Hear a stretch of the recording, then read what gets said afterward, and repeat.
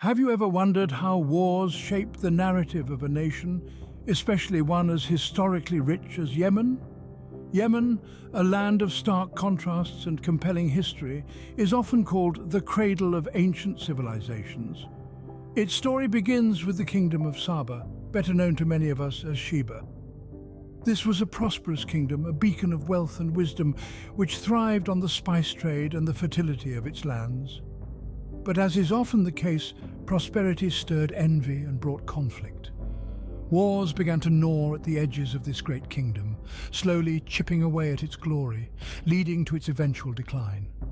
These conflicts not only reshaped the physical boundaries of the region, but also left indelible marks on its cultural and social fabric.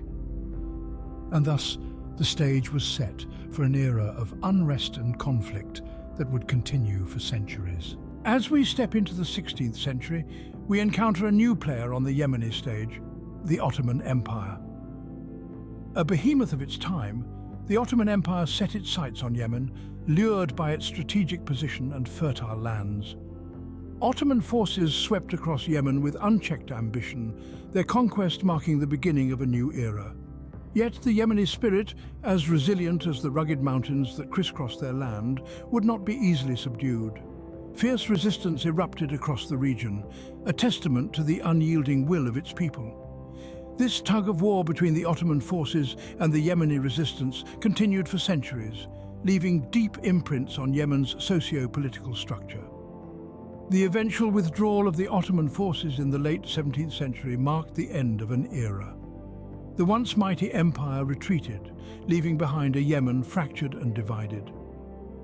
The Ottoman era was a chapter of intense struggle, leaving Yemen in a state of political fragmentation. The 20th century saw Yemen split into two, North Yemen, a republic, and South Yemen, a socialist state.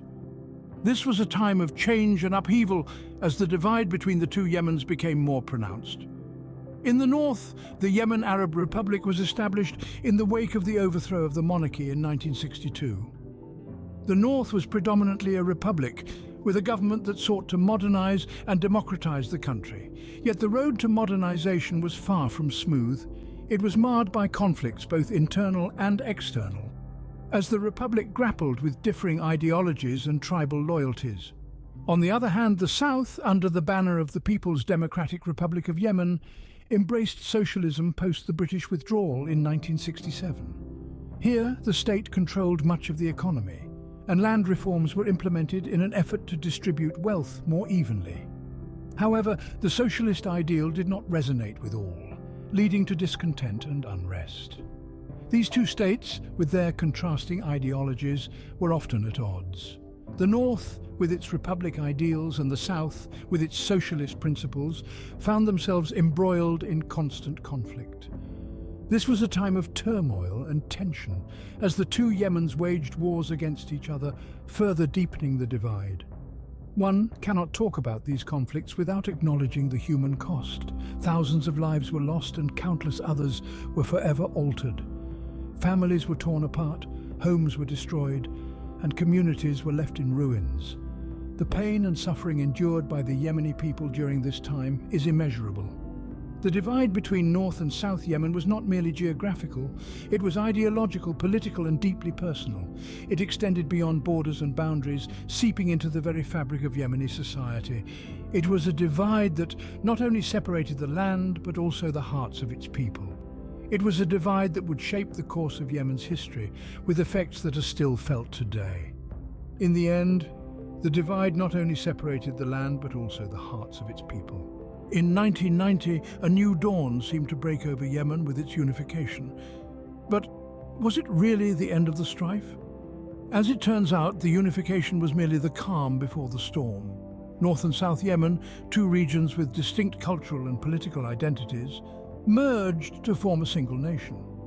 But this unification was not as harmonious as the term might suggest.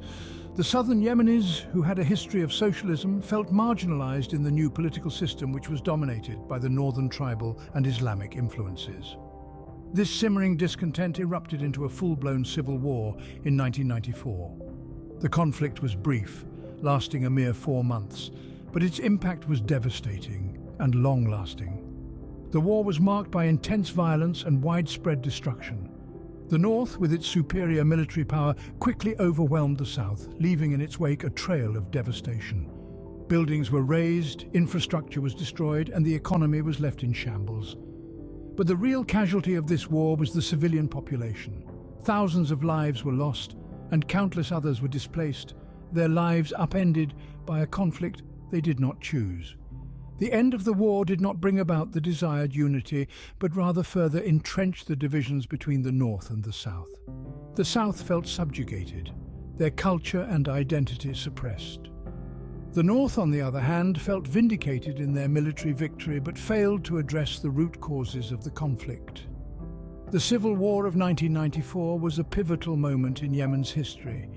It set the stage for the instability and unrest that would follow in the ensuing decades.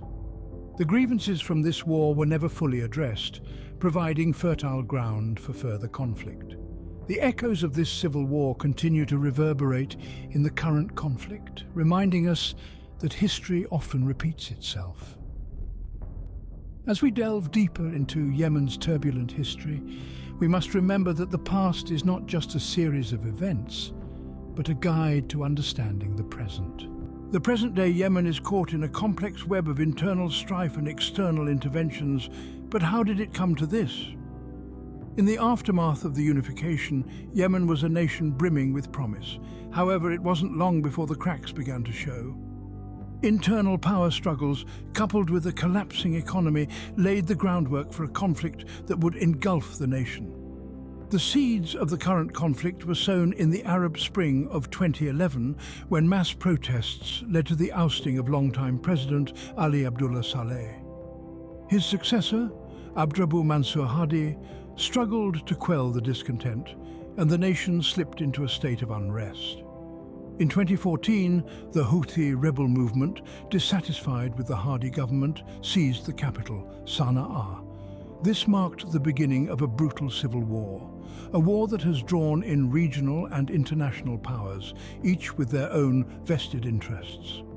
On one side, we have the Hadi government, backed by a Saudi-led coalition, and on the other, the Houthi rebels, allegedly supported by Iran. This proxy war has turned Yemen into a battleground for regional dominance, with ordinary Yemenis bearing the brunt of the conflict. The war has resulted in an unprecedented humanitarian crisis. Essential services, including healthcare and education, have collapsed.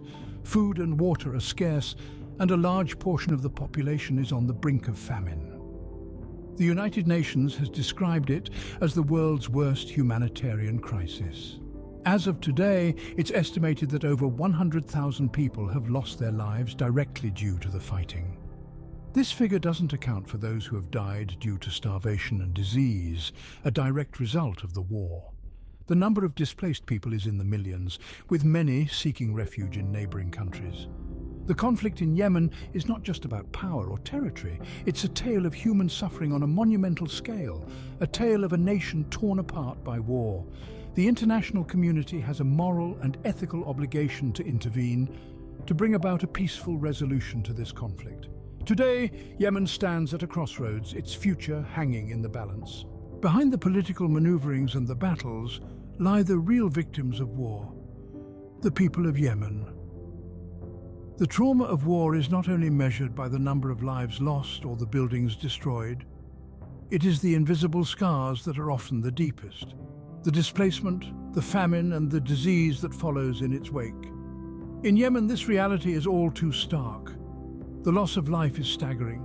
Tens of thousands have perished in the conflict, and that's only the direct casualties. The indirect death toll, those who have died due to lack of food, healthcare, and basic amenities, is estimated to be several times higher. Displacement is another facet of this human cost. Over 3 million Yemenis have been forced to flee their homes, seeking shelter wherever they can find it. Many have found themselves in makeshift camps, living in conditions that are far from humane. They have lost not only their homes, but also their sense of security and belonging. The wars have also brought famine on an almost unimaginable scale. Nearly half of Yemen's population faces severe food insecurity. That's over 10 million people who go to bed hungry every night, unsure of where their next meal will come from. Disease too has become a constant companion of war.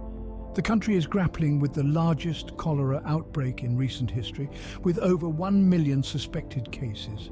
This, coupled with rampant malnutrition, has made the health crisis in Yemen one of the most severe in the world.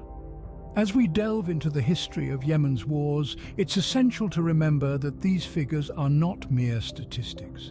They represent real people, mothers, fathers, children, each with their own stories of resilience and survival. As we delve into the history of Yemen's wars, we realize that its true cost is borne by its people, shaping their lives in ways we can only begin to comprehend.